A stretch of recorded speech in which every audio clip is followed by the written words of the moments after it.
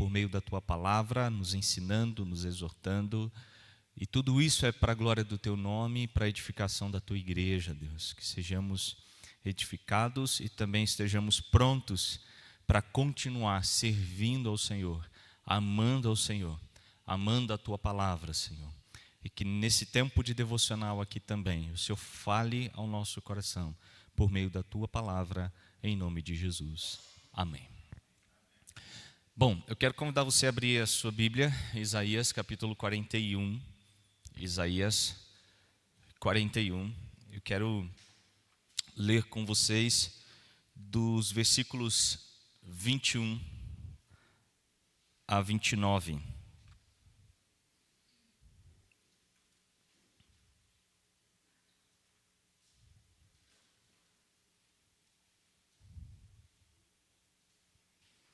Isaías 41, dos versículos 21 a 29. Diz assim a palavra do Senhor: Apresentai a vossa demanda, diz o Senhor, alegai as vossas razões, diz o Rei de Jacó. Trazei e anunciai-nos as coisas que hão de acontecer. Relatai-nos as profecias anteriores, para que atentamos para elas e saibamos se cumpriram, ou fazei-nos ouvir as coisas futuras. Anunciai-nos as coisas que ainda hão de vir, para que saibamos que sois deuses. Fazei bem ou fazei mal, para que nos assombremos, e juntamente o veremos. Eis que sois menos do que nada, e menos do que nada é o que fazeis. Abominação é quem vos escolhe. Do norte suscito um, e ele vem, a um desde o nascimento do sol, e ele invocará o meu nome, pisará magistrados como lodo, e como o oleiro pisa o barro.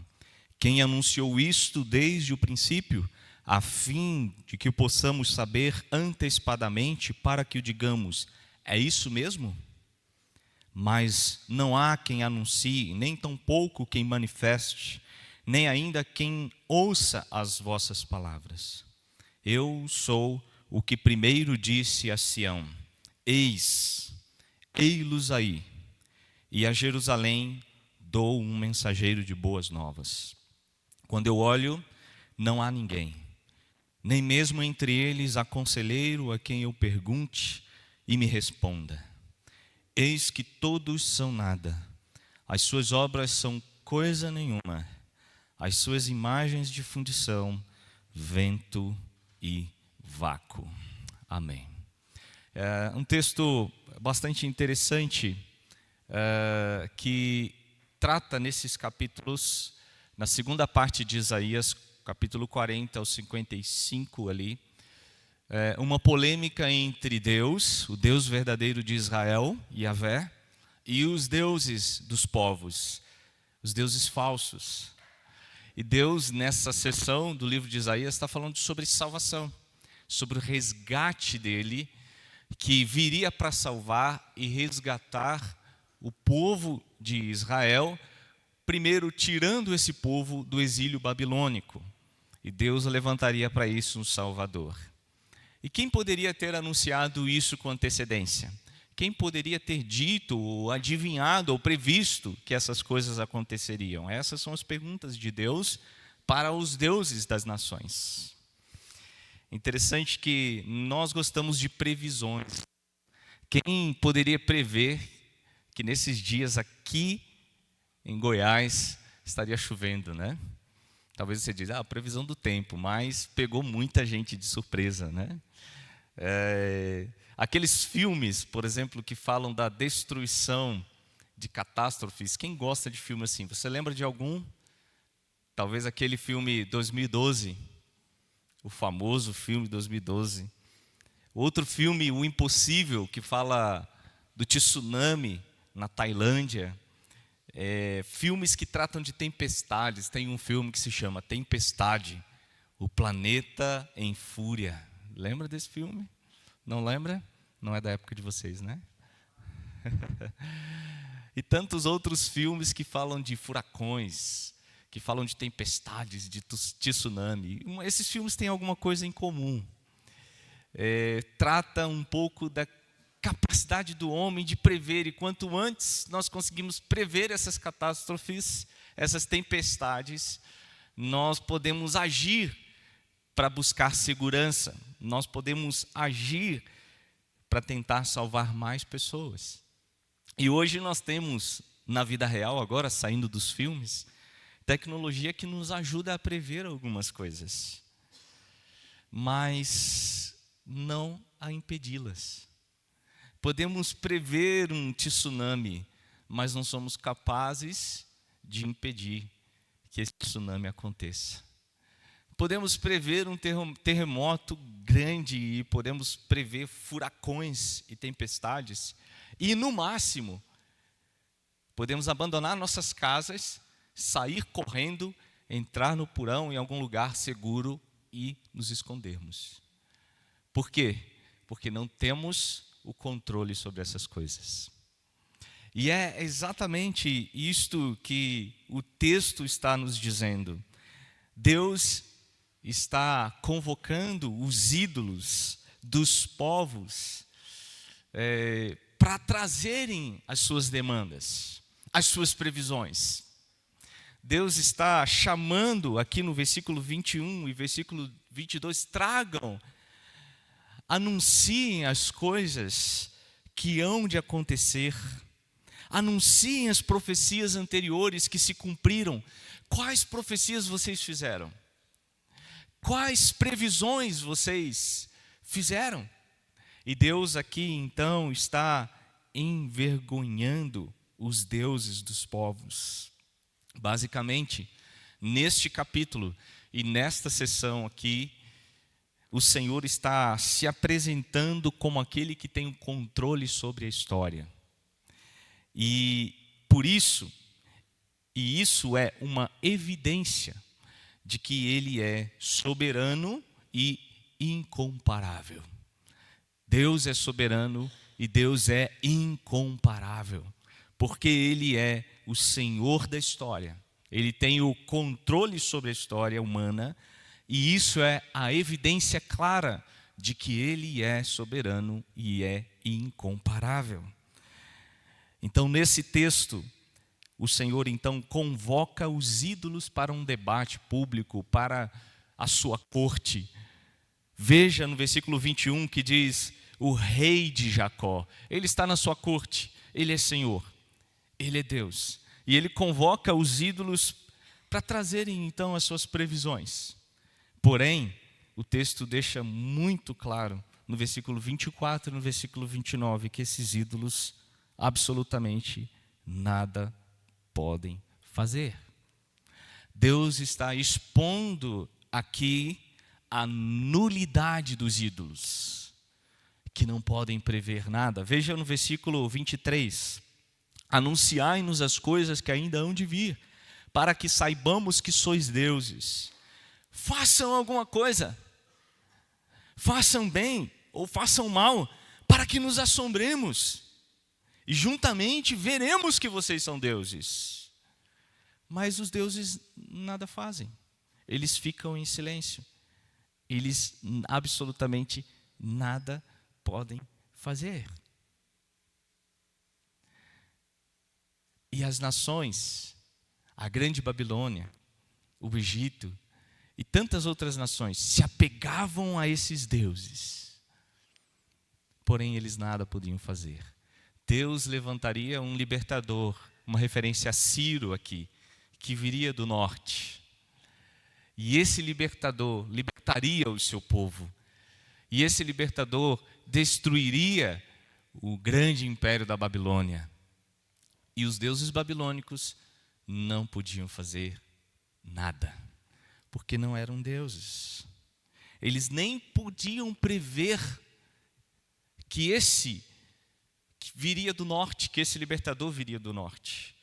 Veja no contexto, no capítulo 41, quero ler alguns versículos. No capítulo 41, versículo 7, quando Deus fala do versículo 1 ao versículo 6, versículo 5, Deus está falando que vai levantar esse libertador que vem do Oriente. E no versículo 7 ele fala assim: o artífice anima o ourives, e o que alisa com o martelo, ao que bate na bigorna, dizendo da soldadura: está bem feita. Então com os pregos fixa o ídolo para que não oscile. Há aqui Deus está zombando dos ídolos.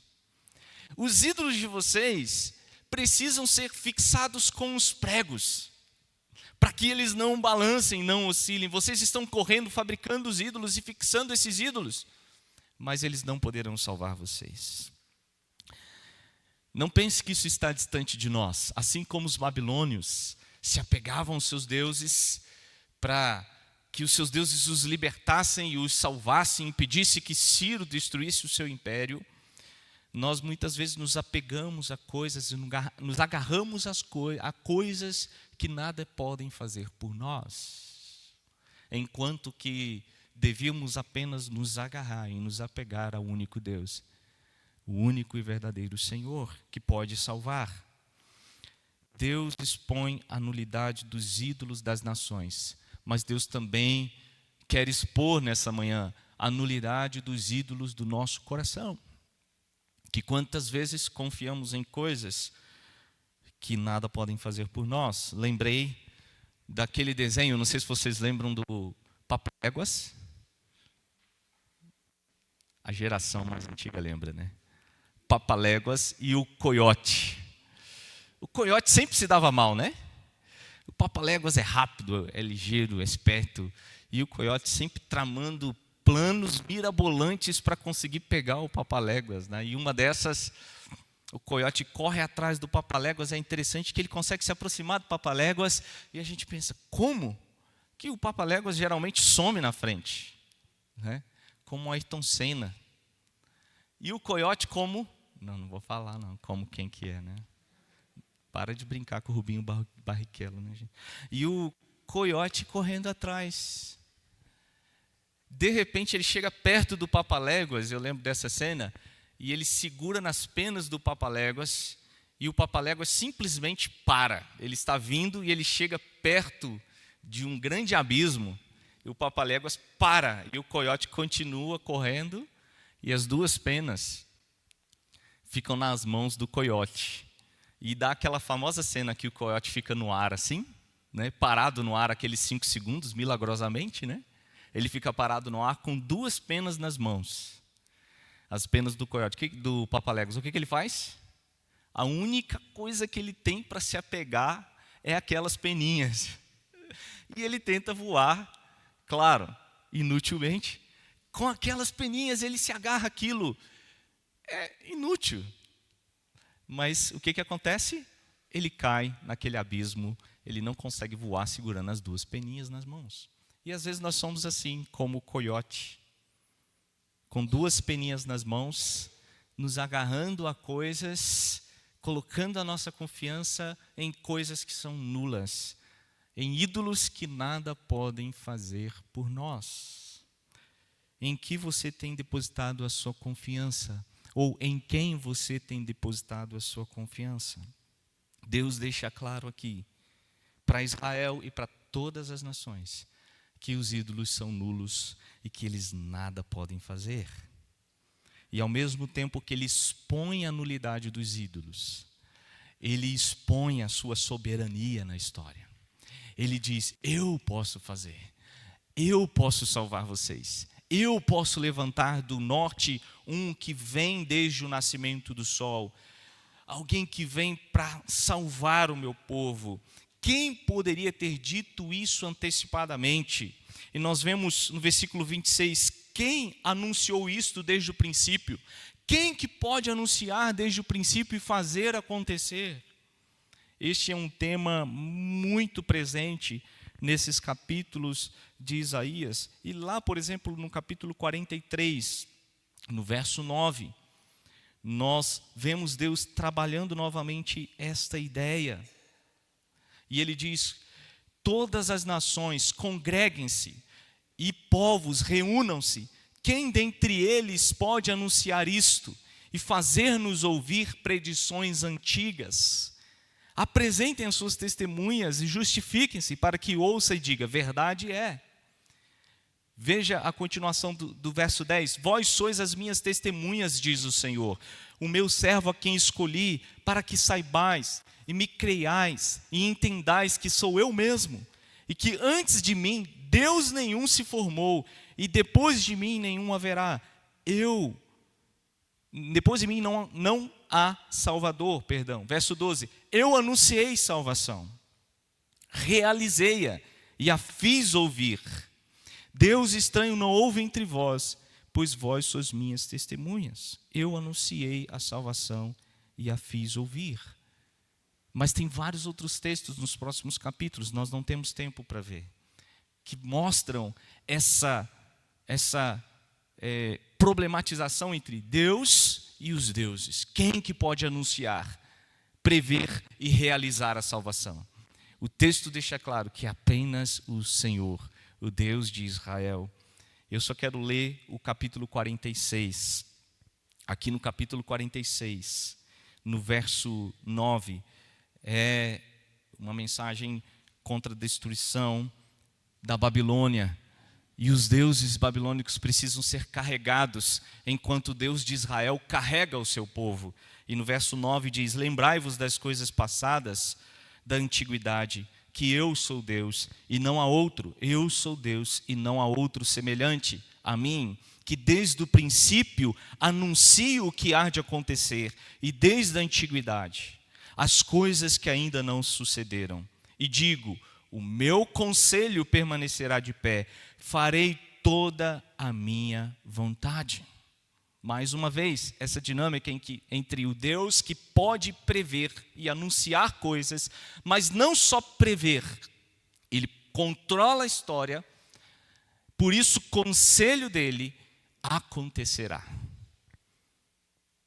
O Senhor se apresenta como aquele que tem controle sobre a história. Com qual propósito aqui? Para mostrar que ele é soberano e incomparável. Deus é soberano e incomparável. Por isso, meus irmãos, nós precisamos pelo menos de duas atitudes diante desse Deus que anunciou desde os tempos antigos a sua salvação e realizou a sua salvação.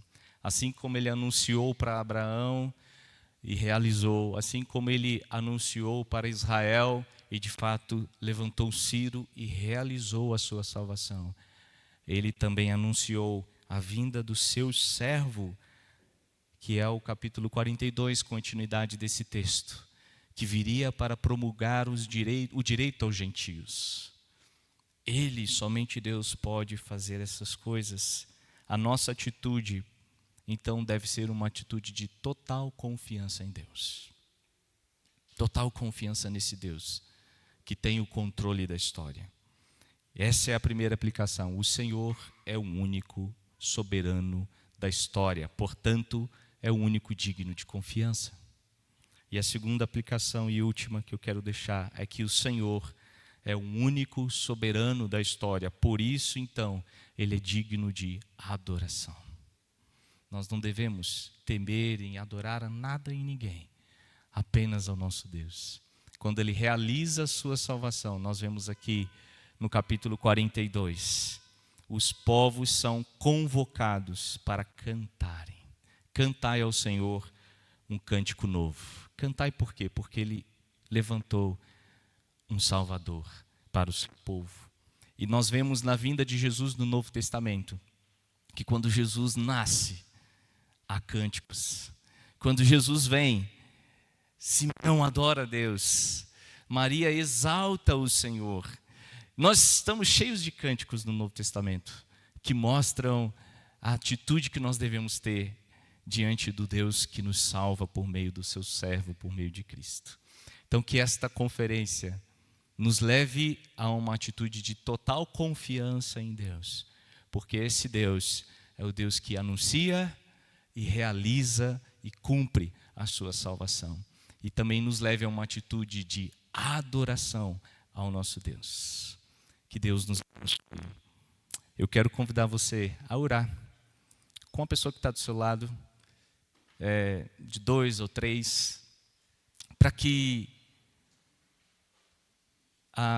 esta conferência continue promovendo em nós essa atitude de confiança e de adoração ao Senhor. Deixar um minutinho para você orar com a pessoa que está do seu lado agora.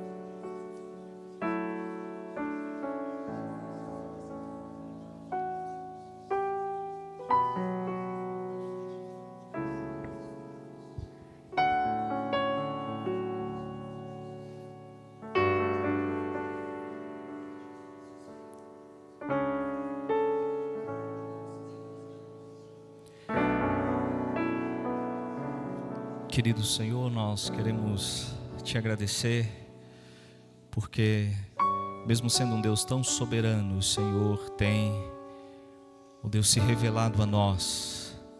E o Senhor, desde a antiguidade, anunciou a sua salvação. E não há nada que possa impedir o teu propósito soberano de salvar um povo para si.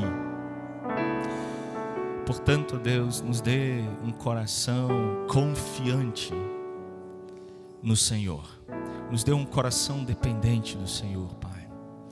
Nos dê, ó Deus, uma atitude verdadeira de adoração e reconhecimento de que só Tu podes nos salvar, Pai. Tira de nós, quebra os ídolos do nosso coração. Que confiemos somente e absolutamente no Senhor nosso Deus, porque é o Senhor quem levanta o Salvador e envia o seu servo para nos resgatar. Que a tua igreja e que essa conferência durante esse tempo possa ser edificada, que a igreja possa ser edificada e essa conferência possa trazer a nós essas duas atitudes de confiança plena no Senhor e adoração constante a Ti. Em nome de Jesus. Amém. Amém. Deus abençoe.